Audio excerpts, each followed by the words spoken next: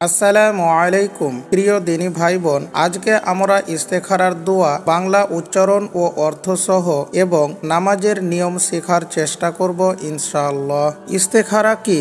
ইস্তেখারা শব্দের অর্থ হলো কোনো জিনিসের ক্ষেত্রে কল্যাণ বা মঙ্গল কামনা করা, সাধারণত কোনো কাজের সঠিক সিদ্ধান্ত গ্রহণ করার জন্য, অর্থাৎ কাজটি তার জন্য কল্যাণকর কিনা সে নিয়ে সঠিক সিদ্ধান্তে উপনীত হওয়ার জন্য মহান আল্লাহর কাছে সাহায্য চাওয়াকেই ইস্তেখারা বলে। ইস্তেখারার দোয়া সম্পর্কে হাদিসে এসেছে, জাবির ইবনে আবদুল্লাহ রাদিয়াল্লাহু তাআলা আনহু থেকে বর্ণিত, তিনি বলেন, রাসূলুল্লাহ সাল্লাল্লাহু আলাইহি ওয়াসাল্লাম আমাদেরকে যেভাবে কোরআনের সূরা শিক্ষা দিতেন, ঠিক সেভাবে প্রতিটি কাজে আমাদেরকে ইস্তেখারা সম্পর্কে শিক্ষা দিতেন। তিনি বলতেন, যখন তোমাদের কেউ কোনো কাজের ইচ্ছা করে তখন সে যেন ফরজ ছাড়া 2 রাকাত নফল নামাজ আদায় করে নেয়। অতঃপর নিম্নের দোয়াটি বলেন, আল্লাহুম্মা ইন্নী আস্তাখিরুকা বিইলমিকা ওয়া আস্তাকদিরুকা বিকুদরাতিক ওয়া আসআলুকা মিন ফাদলিকাল আযীম فإنك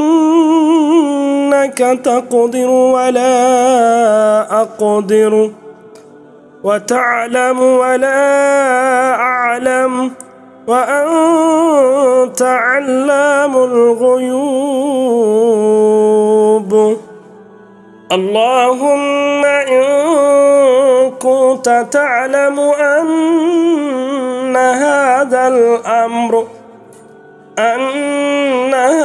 الأمر خير لي في ديني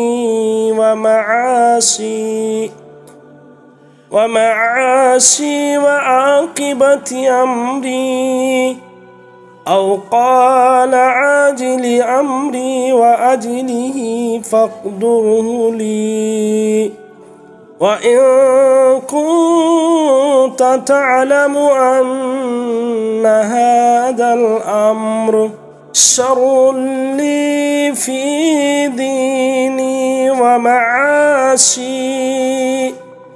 ومعاشي وعاقبة أمري، أو قال في عاجل أمري وأجله فاصرفه عني واصرفني عنه واقدر لي الخير حيث كان ثم ردني به।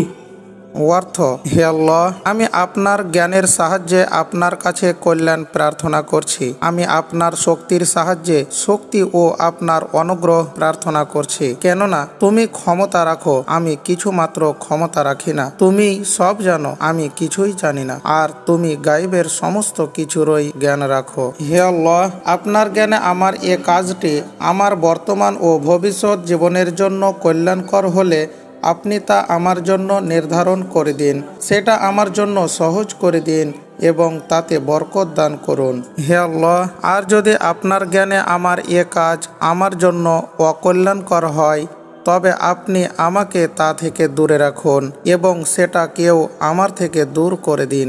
আমার জন্য সর্বক্ষেত্রে কল্যাণ নির্ধারণ করে রাখুন এবং আমাকে সেটার প্রতি সন্তুষ্ট করে দিন। বুখারী হাদিস নাম্বার 6382। যে কোনো বিষয়ে সিদ্ধান্ত নিতে গিয়ে আল্লাহর সাহায্য পেতে এবং কল্যাণকর কাজ নির্বাচন করতে ইস্তেখারার নামাজ পড়তে হয়। এ নামাজ পড়ার নিয়ম হলো 2 রাকাত নফল নামাজ পড়ে উল্লেখিত দোয়া পড়ে আল্লাহর কাছে উদ্দেশিত কাজের জন্য সাহায্য প্রার্থনা করতে হয়। পরিশেষে আল্লাহ তাআলার কাছে দোয়া করি, আল্লাহ তাআলা যেন আমাদের সকলের মনের আশা আকাঙ্ক্ষা পূর্ণ করেন। আমিন সুম্মা আমিন। আসসালামু আলাইকুম ওয়া রাহমাতুল্লাহি ওয়া বারাকাতুহু।